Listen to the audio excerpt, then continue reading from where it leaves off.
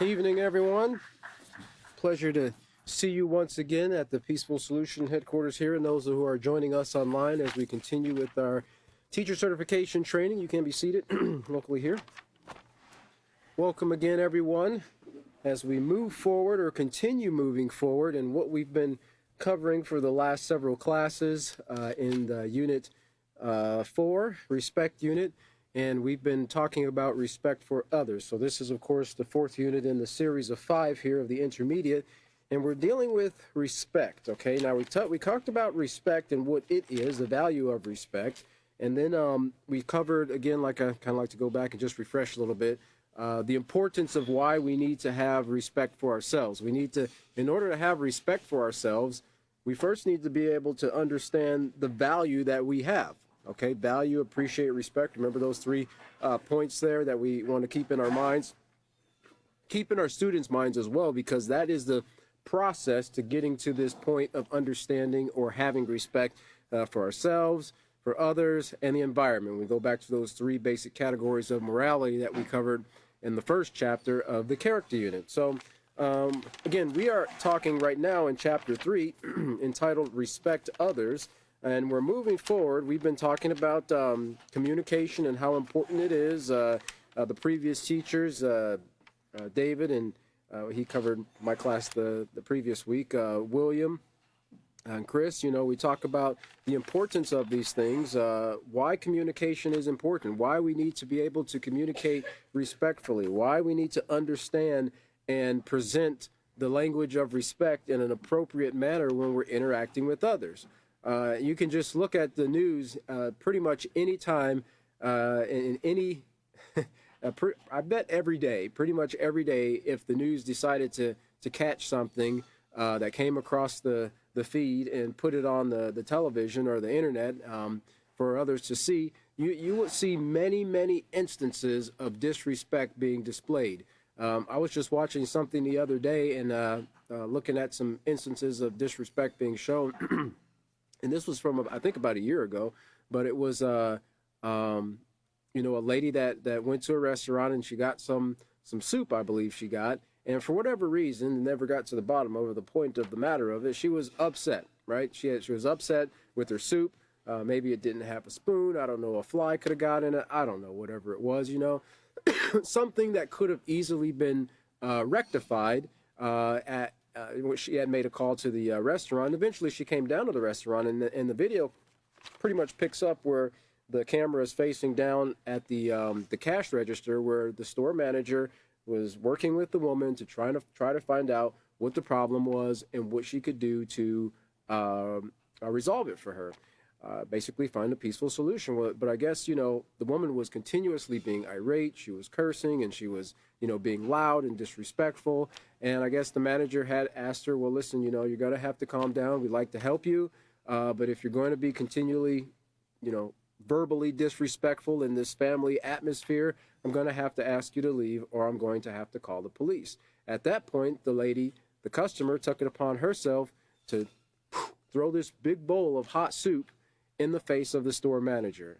Thankfully, by the time that she did, the soup had actually cooled down. It wasn't, 160, 170 degrees, but it was just an absolute blatant, form of disrespect that she showed to the young lady there, who was actually trying to help her, solve her problem, whatever the problem was. But it was like, in her mind, there was no resolving it, Now, I don't know if she had bad experiences with restaurants and so forth in the past and felt that she had finally reached her limit, right? This is something that we try to encourage our students to learn that we should not have limits when it comes to practicing self-control, right? We should not have limits when it comes to practicing respect for others, even if they are pushing your buttons, even if they're being extremely disrespectful, even if they're embarrassing you in front of an entire group of people, your peers, or even strangers, right?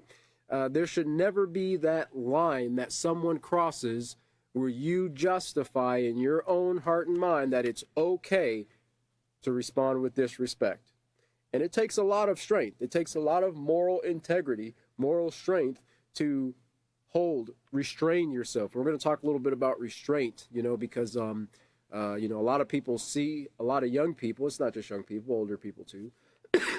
I guess those who have not matured enough to see the value of the benefits of why restraints are in place. I use the word restraint kind of synonymously with rules, with morals, with principles, right?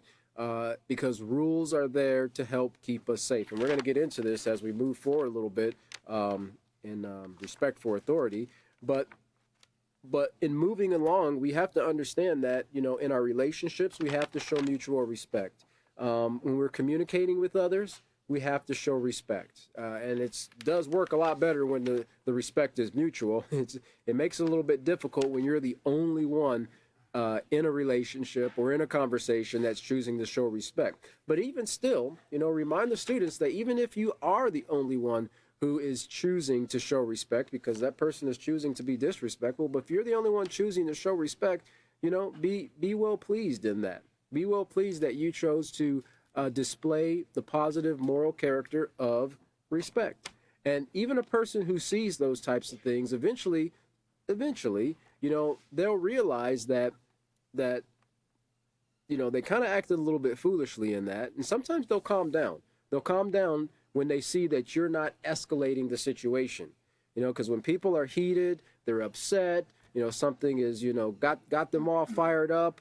They kind of like that negative confrontation back and forth, because when that does take place, okay, now I don't feel so bad. They're yelling at me, so I can continue to yell at them, but when you're quiet and respectful and you're not retaliating, you're not using, foul language, or you're not calling them names and so forth, then they kind of have to take a step back and, okay, well, maybe I need to calm down a little bit, even if they don't admit it.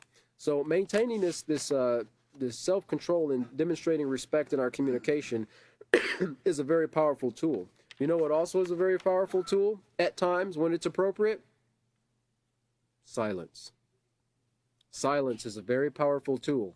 When there's a conflict or an argument, a disagreement, people sometimes feel that they have to get their point across. They have to express why they are right and why the other person is wrong in that particular disagreement.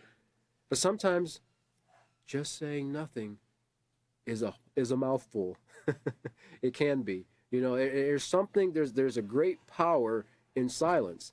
Even if you're talking on the phone with somebody, and they give these tips and things like that, to kind of get people to talk. If you're talking on the phone with somebody, or even as a parent or a teacher, and you're trying to get down to the bottom of something, and someone's explaining something to you, and they finish giving an answer, just sit there and be quiet.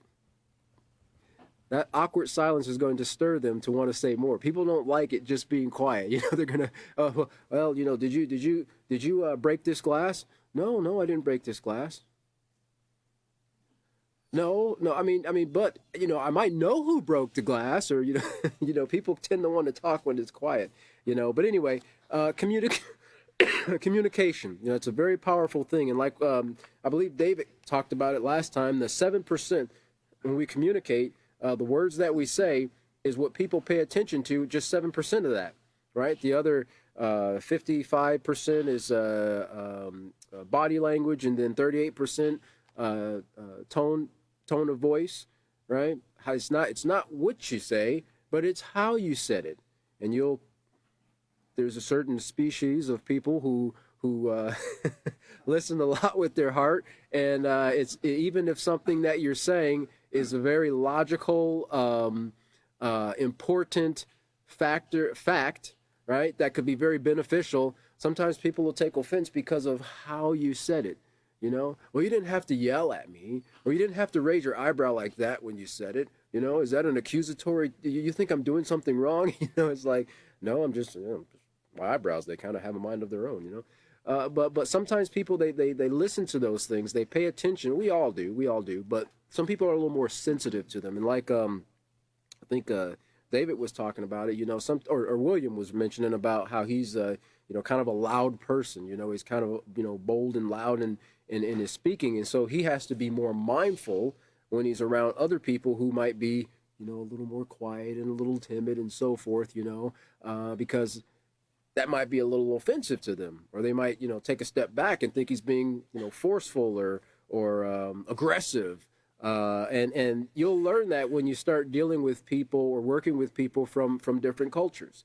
We work with a lot of people in the Peaceful Solution from people in many of the different countries in Africa, and some of the ways that people from different parts, and of course there's, just like here in the United States, you have people in northern parts, the eastern parts, the western parts, the southern parts of Africa, and the way that they talk and they communicate, it varies from culture to culture or state to state. Well, some of them are very forceful, in the way they talk. And if you didn't know that, you would think, well, what side of the bed did this guy get up on? Why are they being so forceful and aggressive in the way? But they're not.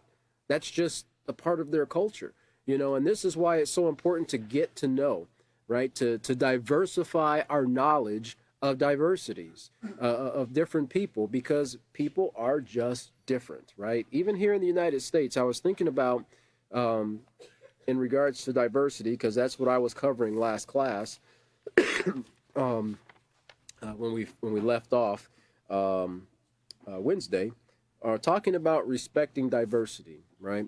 And when you think about our world, we have, I think it's 195 different countries, if I'm not mistaken, 195 different countries. And some of them are very tiny, and some of them are very large. But even just take the United States, for instance. The United States, we have the northern part, the southern part, the eastern part, the western part, and then we have some people in the middle, right? The Great Plains area and so forth.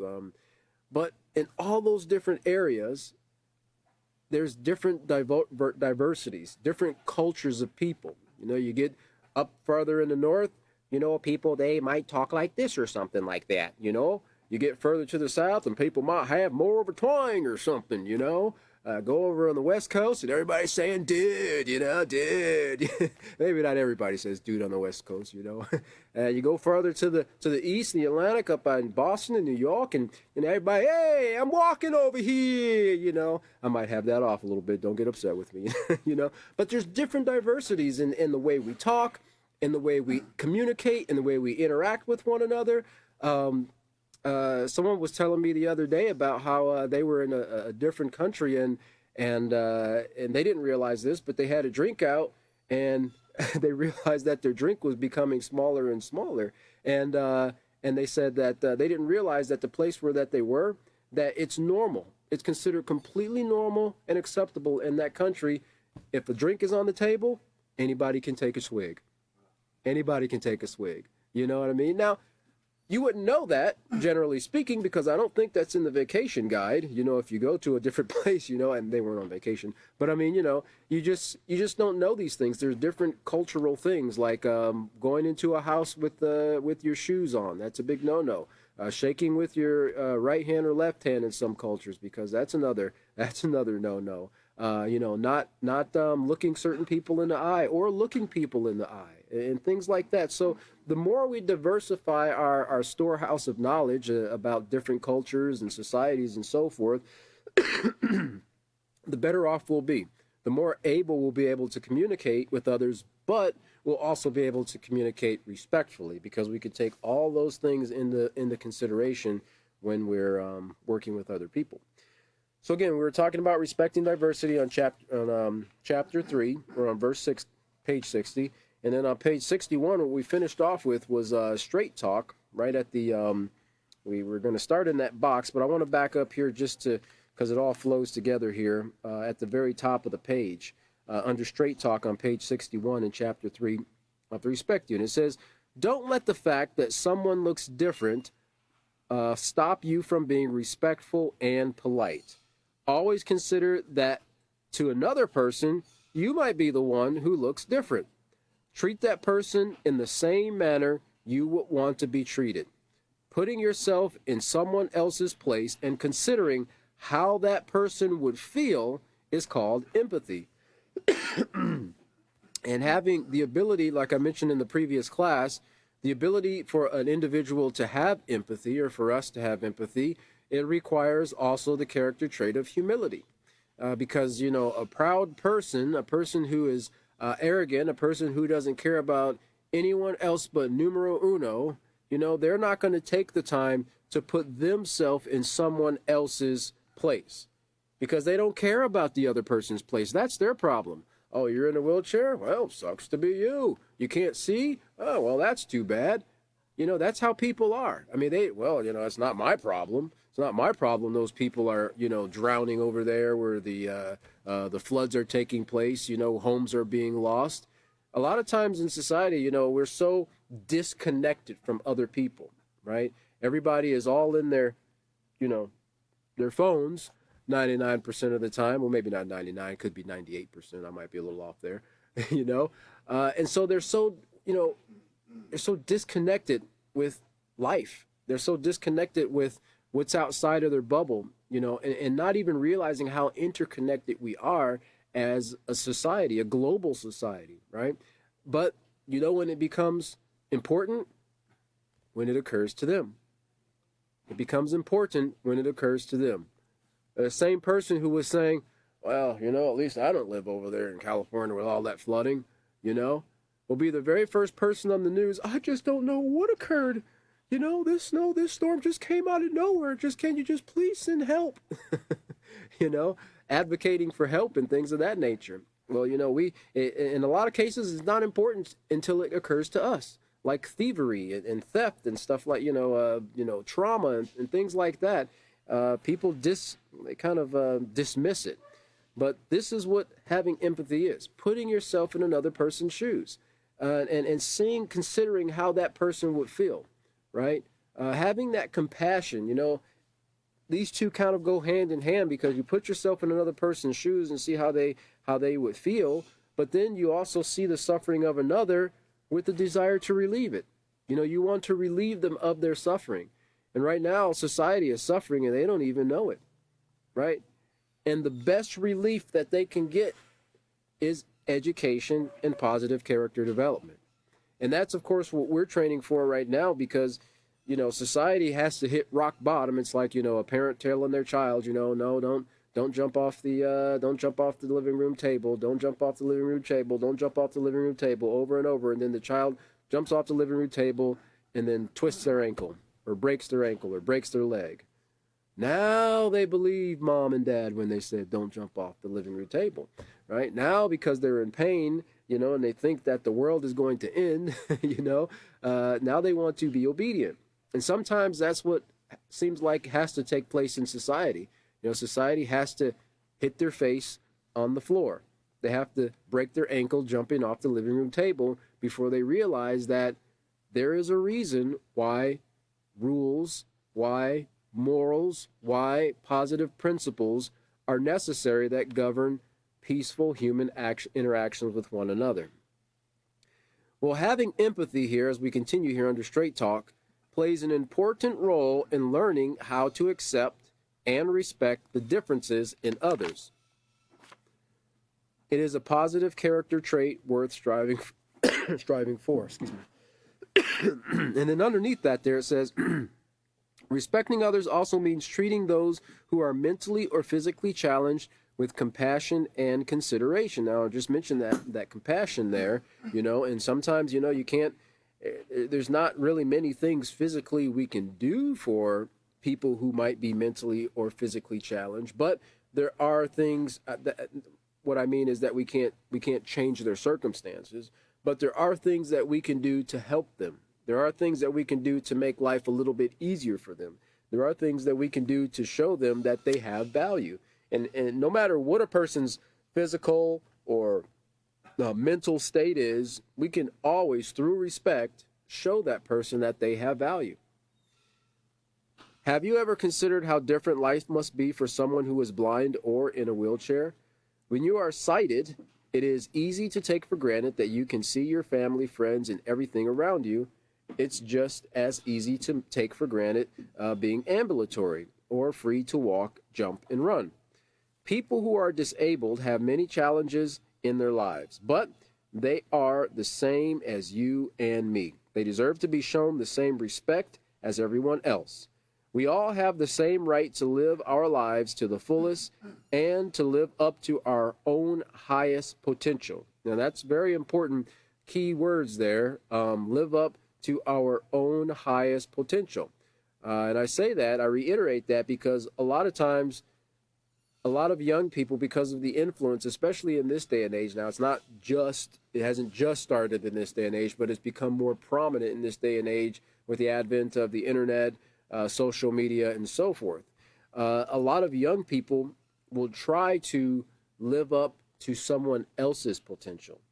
They will try to live up and become what someone else deems as great or popular or the thing that they should be striving for. But like we learned at the very, very beginning in the character unit, we have to look inside. We have to work on improving ourselves from the inside. The things that a lot of, things that are posted on social media and so forth, they're not trying to get the person to change who they are on the inside. For the most part, it's all external. It's all personality related and so forth, superficial. And those things change over time. Let's see here. By showing respect to all people, we see that we are not so different after all, okay? And that's where we left off last class, and we're going to be picking up here in the little box at the very bottom of the page on 61 there, which talks about a few steps for accepting the diversity of others. And, I was thinking about this before class when I was going over some of my notes and thinking about the two. And I talked about it last class about respecting diversity and accepting diversity and how the two go hand in hand. But I was trying to figure out a way to kind of word it where it made sense and wasn't as clear as mud. But, like I said, they go hand in hand. When you respect diversity, right? You show this consideration, care, and concern. You accept that people are different, right? You accept that everybody has the right to live in peace and safety, okay? On the flip side, when you accept diversity, you show this acceptance to diversity by respecting the differences of others, right? Now, again, like I reiterated last class, that doesn't mean that we accept or tolerate immoral behaviors, or any of those types of things, or words or actions and so forth. But we do respect that people are different, right? And everyone deserves respect. Okay, so let's go to this the box here at the bottom here, and there's 4 bullet points that we're going to be covering. But before we do, I just wanted to read this because I know it was probably covered. I hope it was. Let's see here. But I wanted to give that definition there of diversity. And it simply means the condition of having or being composed of differing elements or variety. Well, you know what they say about variety? What is that? Yeah, it's the spice of life, right? Could you imagine if everything tastes like potatoes? I mean, nothing wrong with potatoes. I like potatoes just like the other guy, but, potato ice cream, potato coffee, potato cookies, potato cakes, vegetarian potatoes, That was a joke, guys. Vegetarian, but they're already vegetables.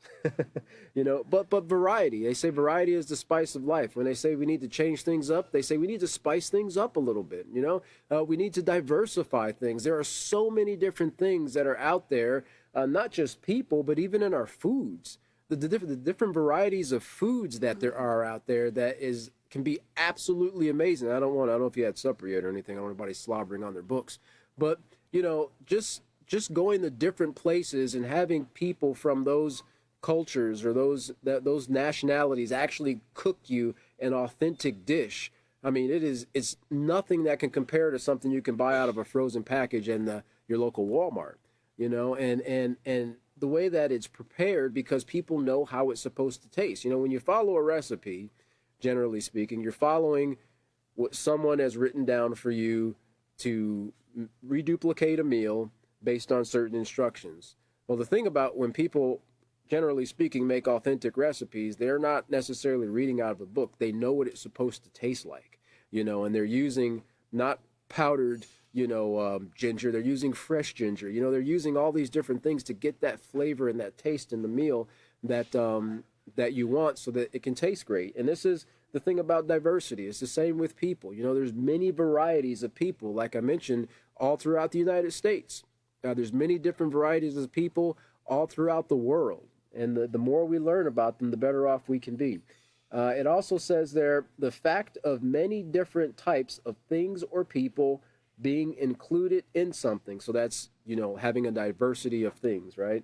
It also means a range of different things or people, all right? So that's the definition of diversity there. You can kind of keep that for your notes. So we'll see here a few steps for accepting the diversity of others. And I want to just run back real quick to my acceptance unit on page 3. We'll just go back to that diversity there. We read a little bit in the last class, but I want to rehearse some more of it today.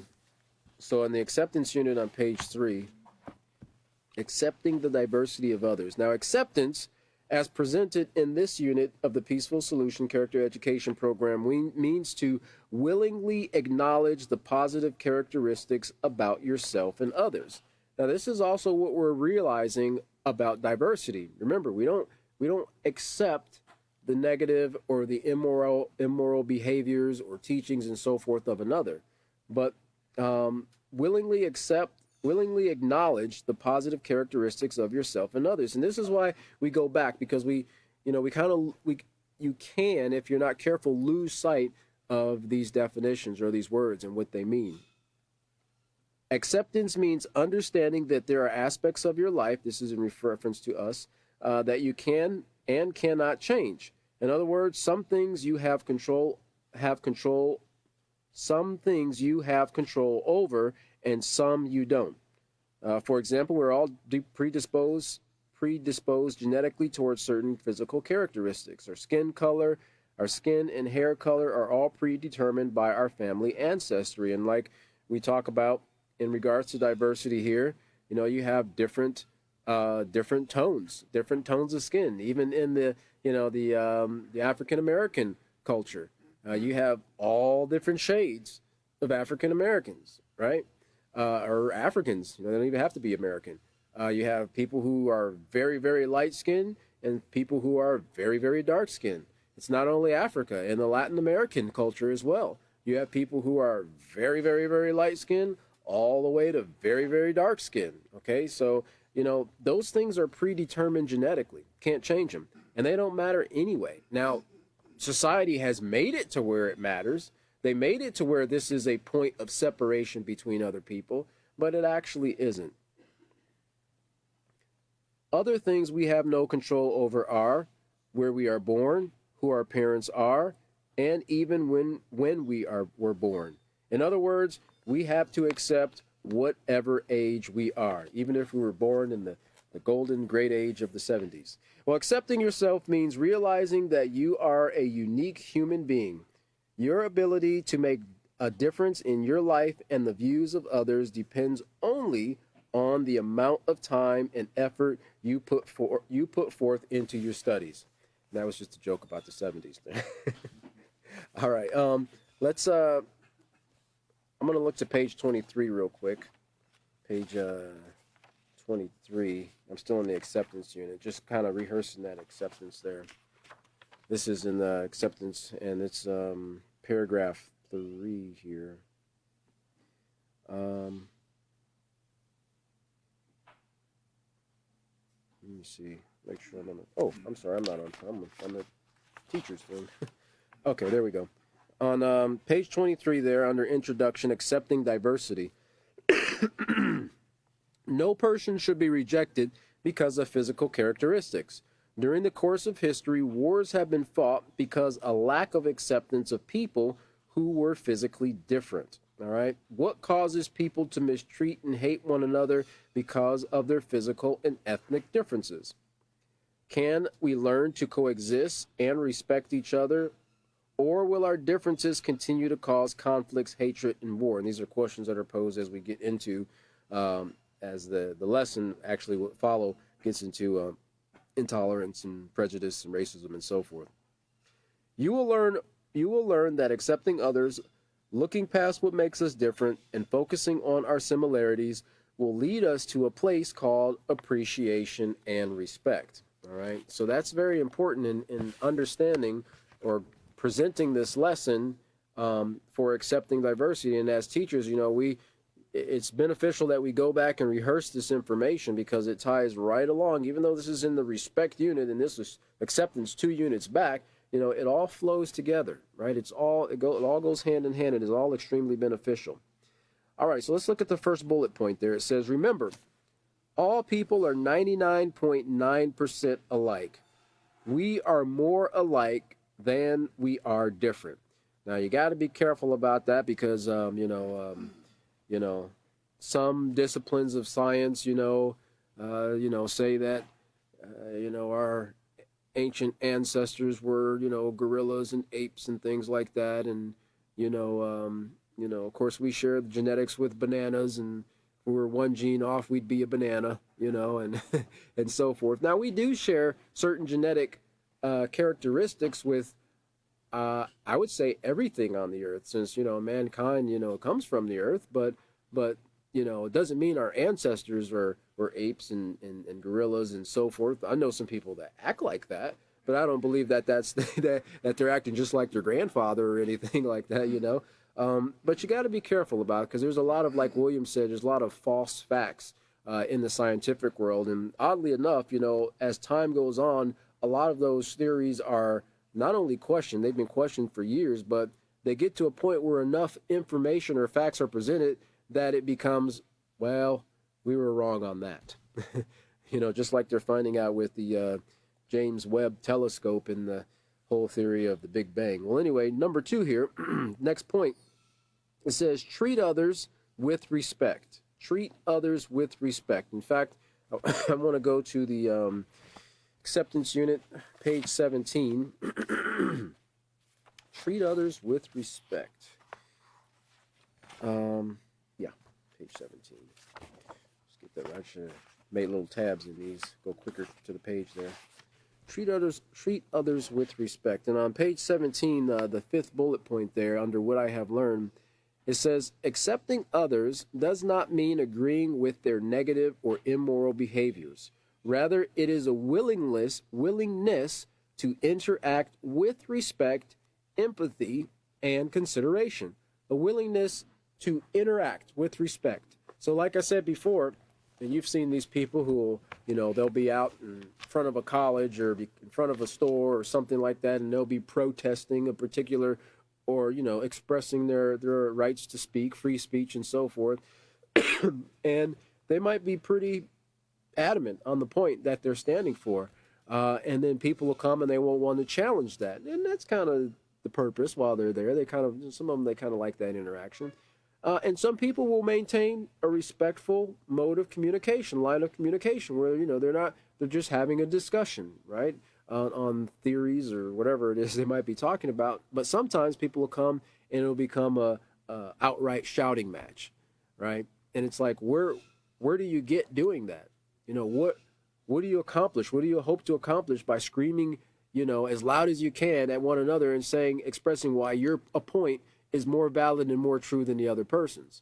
All that does is creates enemies and breeds more disrespect. So treat others with respect. No one deserves to be put down, made fun of, teased, or laughed at. Of course, in doing this is also a form of bullying. On page 13 there, just a couple pages back in the acceptance unit there. Let's see here, page 13. Under accepting others there, it says, can you imagine being teased about something that you feel very sensitive about? Something that is beyond your control at this time in your life? Can you imagine what a typical day at school or at work or any place in society would be like if you felt that you were not accepted by your peers?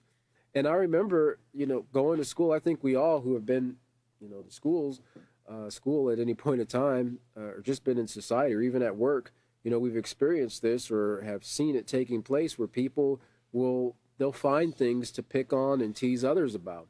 It might be because a person's, short, or because a person's fat, or because a person's tall. They're really tall. They've got all the, wow, how's the weather up there jokes, that they gotta, always gotta give a person, or the person might be a little bit, it takes them a little longer to learn things than it does the rest of the class. So people will say mean and bad things about them and so forth.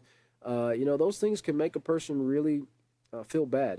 It can make them feel like they're less valuable as an individual, especially when the whole class is doing it. And sometimes people do gang up and following the crowd and engaging in immoral activities. For many young adults, this is a reality. They must deal with the lack of acceptance on a daily basis. Every day, teens just like you are teased and humiliated because others have not learned the moral principle of treating others with care and concern, other words, respect. Accepting others means deciding to treat them the way you would like to be treated.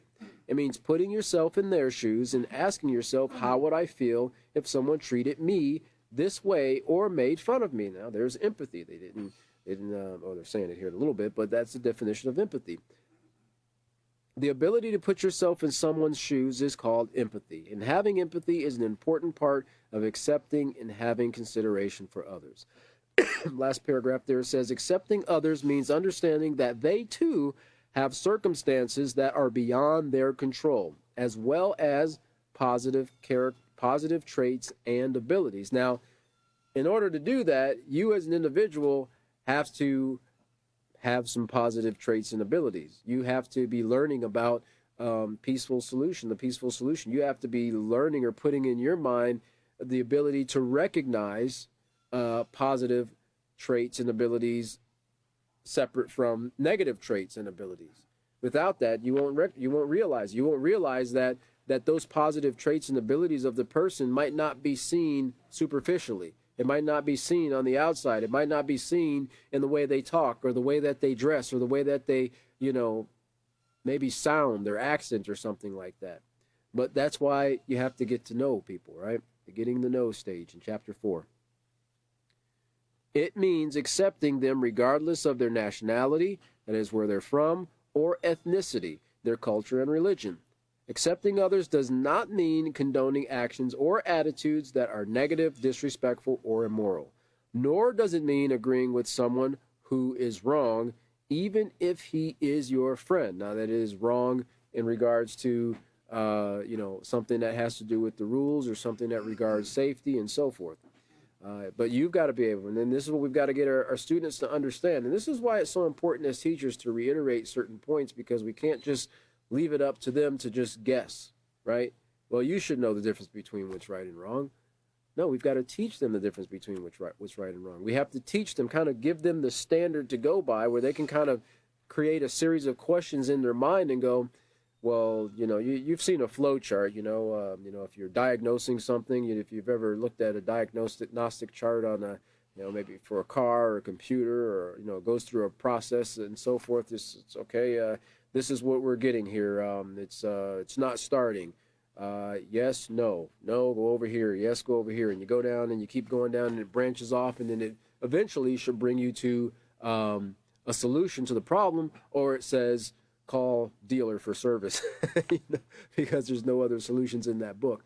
And this is the point they get to in their mind, where they can actually break these things down and look at the situation that's ahead of them. The person who might be saying things or engaging in something or asking them to do something, and they can kind of go through that mental flow chart and say, well, is this breaking the rules or is this keeping the rules? Is this going to cause harm to myself, others, or the environment, or is it going to, cause me to be a benefit to myself, others, and the environment?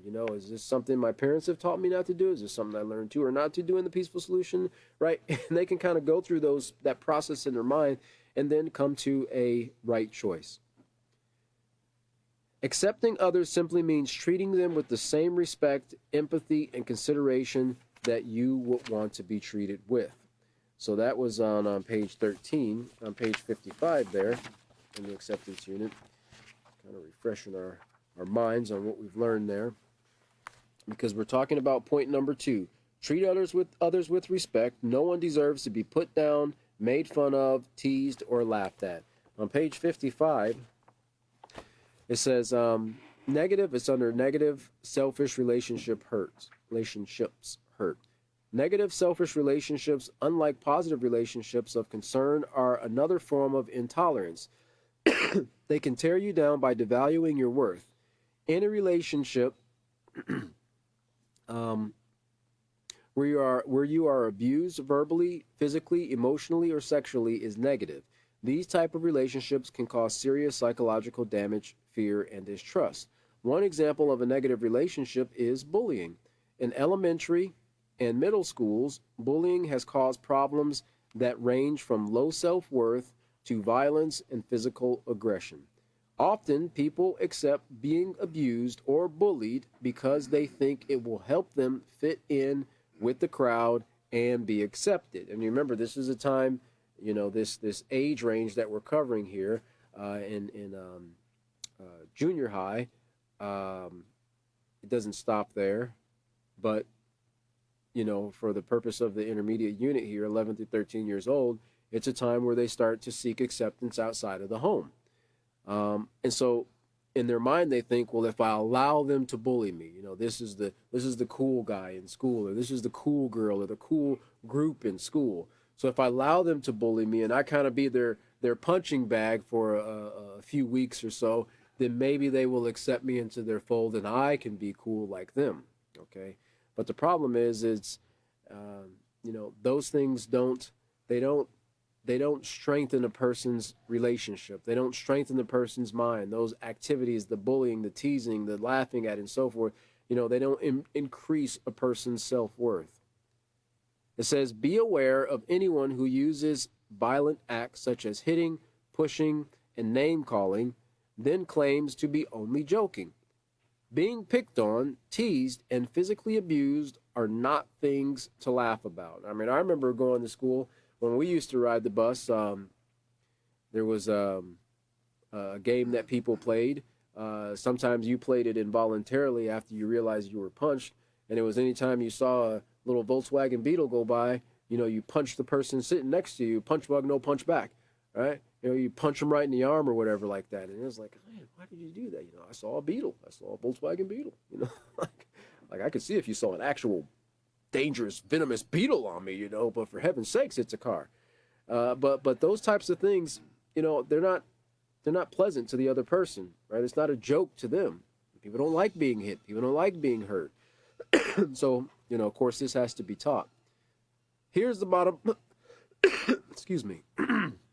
Here's the bottom line. Abusive relationships are not funny, and it's not the way people with a positive moral character would treat others. Allowing yourself to be abused will not help you fit in. It will only make you a victim. If this is occurring, of course, seek help. So, again, that ties into no one deserves to be put down or made fun of, teased, or laughed at. Now, look at the third bullet point there. It says, if you can, we're talking about a few steps for accepting the diversity of others. If you can, open a door for someone who is handicapped.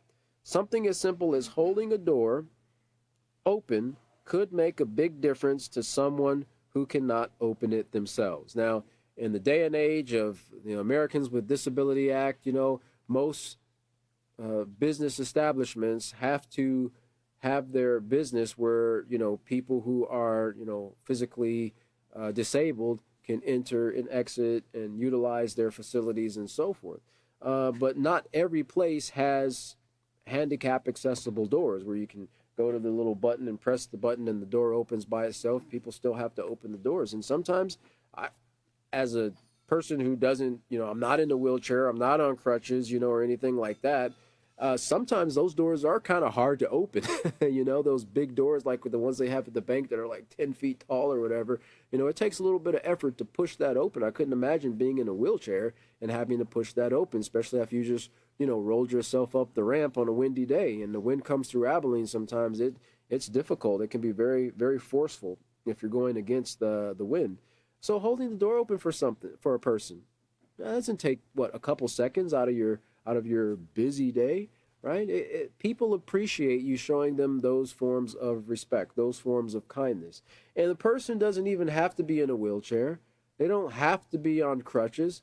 They might just be a little bit older, right? You know, the some people are, you know, as people get older at times, they can become a little bit more frail and not able to do as many things. So holding the door for them and not just letting it slam, you know, on their face, you know, that shows a sign of consideration and care. And the last point there says, if it is appropriate, take time to get to know others who might appear to be different. Remember, we talked about that word "appear" there on page 60, and it simply means come into view, to come forth, be visible. In other words, something that you see with your eyes. So even though they might seem to be different on the outside, it doesn't mean that they have a negative character. It doesn't mean that they can't be a great friend. Doesn't mean that they can't offer you something that could improve your quality of life or your storehouse of knowledge. No one expects you to walk up to every person you see and strike up a conversation. If someone new comes to your class, don't ignore them, right? Oh, he's the new guy, or she's the new girl, or whatever, you know. Don't say anything to them, you know. Or let's play a practical joke on them. Let's welcome them. You know, that's something that you see in a lot of college societies, hazing. You know, they do this sometimes when people might join a sports team, or I think it was not that long ago, we mentioned in the Peaceful Solution, the young man that was actually killed in a hazing ritual. I think he was joining a band or something like that. And the young man ended up dying from the hazing that took place. Now they see it as, oh, this is just good fun. You know, that's just kids being kids. You know, I was hazed. My grandfather was hazed. My great-grandfather was hazed. It was just all great fun, right? Is it great fun to the person who lost his life as a result of it, or his family who has to suffer from it? You can call it whatever you want. It's still a form of bullying, right? And this is something that society kindly has to be re-educated in, because they've taken this form of bullying and classified it as a rite of passage. Okay? What they say, a rose by any other name is still a rose. Bullying by any other name is still bullying. And this is something that, you know, school systems and colleges say they don't condone these things, but of course they know they take place and they allow them to. So they have to kind of re-educate. They have to be re-educated, and then re-educate their students as well. So if someone new comes to your class, don't ignore them. Take the time to find out who that person is. Notice here, on the inside. That doesn't mean do a science experiment on them, but find out what their character is like. Why? Because that's the most important thing. Their character. You know, they're an individual who, yes, they have likes and dislikes, and they have certain fashion and, you know, foods that they prefer to eat, and, you know, music that they like to wear. Yeah, that's not wear. Music that they like to listen to. Yeah, well, that's personality, right? That's personality. And sometimes that might change with the weather depending on the person it is. But their character, that's what we should be striving to get to know. Because even though you might, you know, be attracted to a person or be interested in a person based on their personality, the strength and the longevity of that friendship, it's going to be based on your character. So take time to find out who that person is on the inside. Learn about his character, because character is the most important thing. All right. So let's look over to page 62 here as we move forward. Let me just go back to the lesson plan there to make sure. I think we start a new procedure. Let's go back before we start. Hold your page on 62, your place on 62. Let's go back to lesson plan 3, page E.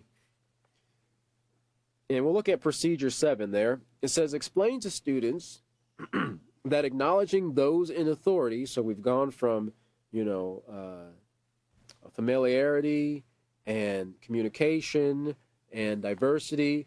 Now we're talking about authority here. Explain to students that acknowledging those in authority and following instructions with a positive attitude demonstrates respect. Have students turn to page 62 through 63 in their handbooks and read the section entitled Who's in Charge. Have students read the scenarios aloud and take turns answering and discussing the questions that follow each scenario. Now, we won't get into the scenarios this evening, but we'll at least get started in this page on 262 of who's in charge in regards to authority. So at the very top there, under who's in charge on page 62, it says respecting others also involves respecting authority. Can't dismiss that, right? An authority figure, now notice the definition here, is someone who is placed in the position of being in charge of your safety and well-being. Someone who is placed in a position of being in charge of your safety and well-being. Now, that's a general definition of what an authority figure is. Now, if you, let me see here, which book, character, I'm going to look in the character unit on page 126 there. Make sure my book doesn't hit the mic. On page 126, in the character unit,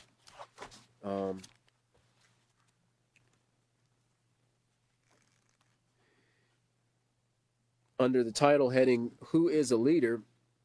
It says, if you look down to the second paragraph, it says, in ancient modern times, the need for leadership has always been important. Without strong leaders, a society lacks guidance and direction. All throughout history, certain people were designated to guide and direct others in a particular direction. These people were called leaders. They have authority over. Now notice there, leaders have authority over. An authority is someone who is in a position of being in charge of, all right, in charge of your safety and well-being. Now, you might not actually come into contact, direct contact with that authority figure who is responsible for your safety, but there are rules and guidelines that are there to govern it, like the Department of Transportation, the Department of Motor Vehicles, the Transportation Safety Administration. There are different organizations that are authorities that are there to be in charge of our safety and well-being, whether it's on the road, whether it's in the air, whether you're on the boat, whether you're in school, at work, at home, wherever the case might be. But, I wanted you to get there at the point that they are leaders because, we can't separate the two. Authority is also someone who is a leader. And I want to make the point that you should make to your students as well, is that, when a person respects authority, I want to jump the gun here, but I want to make sure I get this in before class is over.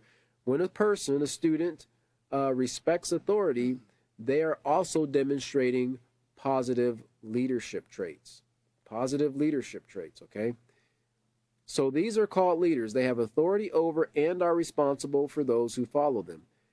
Leaders are not defined by age, gender, or nationality.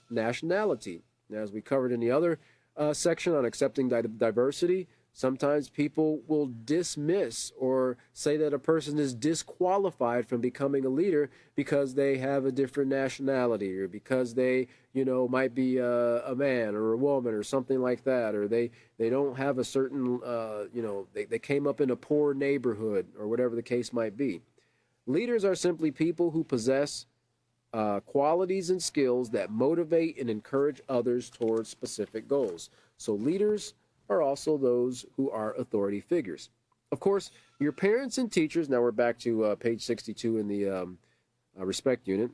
Of course, your parents and teachers are authority figures, but have you ever considered that an older brother or sister who is asked to take care of you is also your authority? Now, even though they might be, sometimes the younger sibling, they don't like that. You're not the boss of me. Yeah, I am. Dad put me in charge. Mom put me in charge. Oh, yeah, well, I'm not going to listen to anything you tell me to do.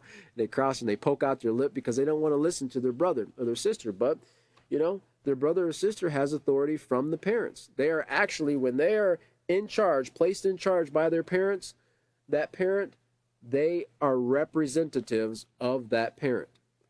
And the rules must still be followed. And whatever rules that the sibling makes or gives at that time, long as it doesn't go outside of the parents' rules, the child must follow, because they might be aware of something that the parent might not have told the younger sibling that is there for their safety. Okay. In addition to this, authority figures also include coaches, your school bus driver, and the police. And this can be a topic of great discussion in today's society, because it seems like people are, highly opposed to submitting to the authority of the police or law enforcement. Why? Because there's been a few bad situations, quite a few, bad situations or bad apples, and, things that have made the news and social media and so forth. Does that mean that all police officers or all state troopers or all sheriff's departments, sheriff's deputies are bad officers? No, it doesn't. Does that mean that they don't have authority to discharge their duties in a responsible way according to the guidelines that have been given to them by that governing authority? No. Does that give you the right to, be disrespectful and put yourself and others in a dangerous situation? No. I understand the whole movement of rights, civil rights and so forth, amendments and things of that nature, but sometimes people, they really go to extremes to make what could be an easy situation very difficult. Sadly, I've been pulled over a few times by local law enforcement, and I've never been drug out of my car, beaten, tased. Not once. Not once has it ever occurred to me, right? I don't plan on it occurring either, but I don't have any reason when you're following the rules, right? And, if a police officer or, a state trooper, whoever pulls you over and you're following the rules, well, just comply, right? Now, if you're breaking the rules, well, just comply, because at the worst, you're just going to get a ticket, and you'll be on your merry way. So, but sometimes people, they take this knowledge and this information and they blow it up to be something much larger than it has to be. And then it's made to make the law enforcement look bad, and then law enforcement, every person, who drives this type of vehicle or who is this color or this ethnicity, now they're on edge about them because, people have a tendency, to, I'm filming this, I'm recording this. Okay, you can go ahead and record it. It's your right, But with people, citizens, and law enforcement, everybody has to have mutual respect for each other. Everybody has to, follow the guidelines and the rules that govern everyone. Now, as long as everybody does that, pretty much most interactions will be peaceful. I pretty much about all interactions will be peaceful if everyone follows the rules. But it's when we step out of those guidelines, when we step out of following the rules, when we step out of upholding the moral principles that will bring peace and bring our safety, that those problems arise. So lastly here it says, authority figures will change according to the situation. The important thing to remember is that an authority figure is there to guide, direct, and protect you. They deserve your respect. Yep, even that big burly policewoman, or policeman, who might have pulled up, next to your car there and told you to roll down your window and give them your driver's license. Yeah, they deserve respect. You never know what somebody might have been through. They might have actually just come from a high-speed pursuit, and their adrenaline's already pumping, and they have no idea, because of the situation that they just came out of, if you're going to be somebody who gives them a hard time as well. So be kind, be patient, be polite, be compassionate, have empathy, and show them respect, and I guarantee you pretty much all those situations will go a lot smoother than society portrays them to be. Well, we're going to stop there, and this was on page 62, I believe. 62 in the respect unit. And our next class is going to be this upcoming Sunday, the 19th. We'll be meeting again at 5:30 Central Standard Time. Again, we do thank you all for joining us, and we look forward to seeing you at the next class. Have a wonderful day.